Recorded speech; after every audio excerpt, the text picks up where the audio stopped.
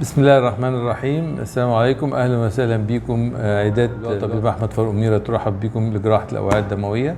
احنا ان شاء الله هنعمل عده حلقات متواصله نشرح فيها الاوعيه الدمويه، جراحه الاوعيه الدمويه ومشاكلها والامراض وطرق العلاج وحاجات كتير قوي. النهارده هنبتدي بتعريف ما هي الاوعيه الدمويه. تتمثل في الشرايين، والشرايين دي هي الأوعية الدموية اللي بتنقل الدم من القلب إلى جميع أعضاء الجسم وخلايا الجسم. والشرايين دي ليها توظيف تشريحي، سبحان الله الخالق العظيم هو اللي بناه علشان تأدي وظيفتها بطريقة مماثلة، إن هي بتنقل الدم بضغط عالي جدا 120 في أثناء الانقباض و80 ملم ميركوري أثناء الانبساط. عشان كده تشريحها الفسيولوجي الوظيفي في طبقة في الوسط من العضلات شديدة الانقباض عشان تنقل الدم بتدفق سريع جدا وعالي جدا عشان تقدر تغذي جميع الخلايا وجميع الأعضاء بتاع الجسم. بعد كده اللي هي الأوردة، والأوردة دي هي اللي بتجمع الدم من جميع الخلايا وأعضاء الجسم وتنقله إلى القلب. بتختلف في التشريح التوظيف التشريحي بتاعها أو النسيج التشريحي بتاعها عن الشرايين، إنها الجدار بتاعها رقيق جدا وضغط الدم فيه حاجة ضعيفة جدا 5 ملم ميرك، يعني يا دوبك حاجة كده يا دوبك ماشية بالعافية. وبتنقل الدم من جميع الأعضاء للقلب. اللي أنا بقوله في التشريحي والفسيولوجي للشرايين والأوردة ليه بشرحه للناس؟ عشان ده هيفرق جدا جدا جدا لما نيجي نتكلم على الأمراض والإصابات اللي بتصيب كل منهم وطرق علاجها.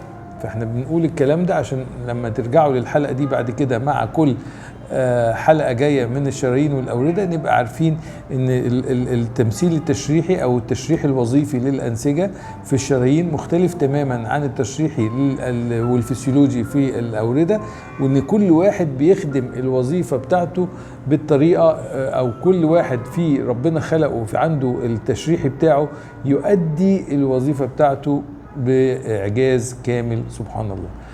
بعد كده في حاجة اسمها الأوعية الليمفاوية، والأوعية الليمفاوية دي أوعية دقيقة جدا لا تكاد ترى بالعين المجردة ومحتاجة ترى بالميكروسكوب الجراحي.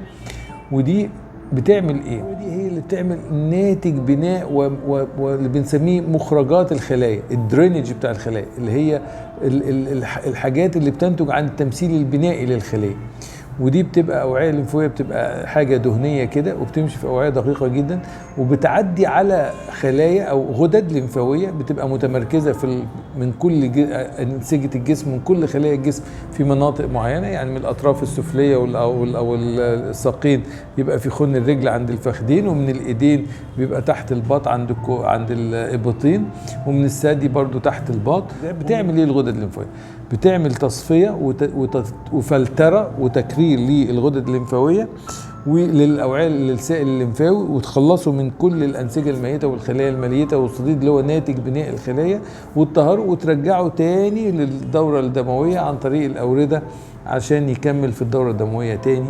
وبهي كده نبقى خلصنا من التعريف اللي احنا قلنا: شرايين بتنقل الدم، أوردة بترجع الدم، وأوعية الليمفاوية بتعمل درينج وتصفية للخلايا.